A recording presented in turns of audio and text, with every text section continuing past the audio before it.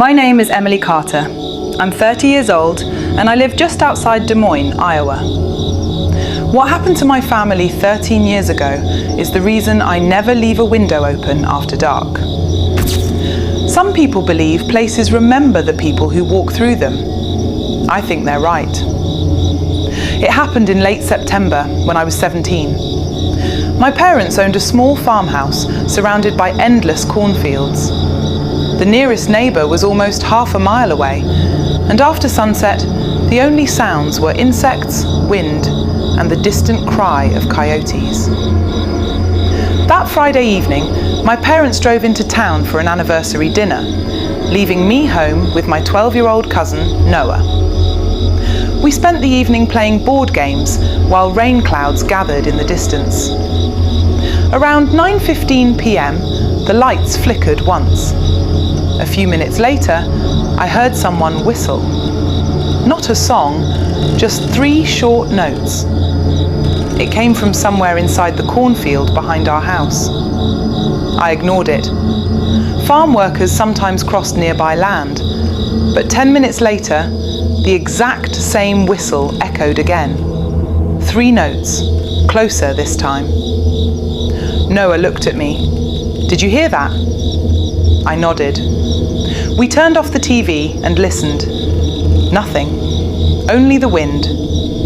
Then, our old barn door slammed shut by itself.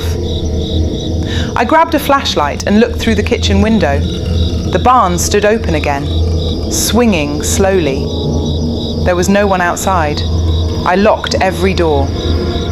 5 minutes later, someone knocked once on the back window. Not the door, the window. Slow, deliberate. I froze. Noah whispered, "Don't look." But I already had. At the edge of the porch light, a man stood completely still. His face was hidden beneath an old straw hat. He never moved, not even when the wind blew. I reached for the house phone. Dead, no dial tone. My cell phone showed no service. We hid upstairs inside my parents' bedroom.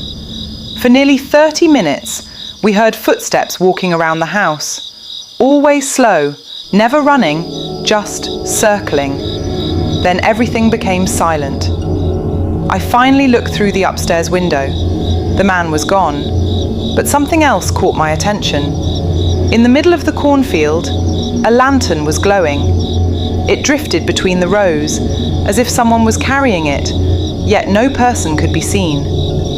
The light stopped, turned toward the house, and stayed there. A few seconds later, my parents' truck pulled into the driveway. The lantern vanished instantly. Sheriff deputies searched the property that night. They found muddy boot prints leading from the road straight to our backyard. But the prints ended suddenly in the middle of the field, as if whoever made them had simply disappeared. Nothing was ever stolen. No one was ever identified. 2 years later, we sold the farmhouse. I tried to forget, until this spring. The new owner contacted me through social media. He asked if anything strange had ever happened there.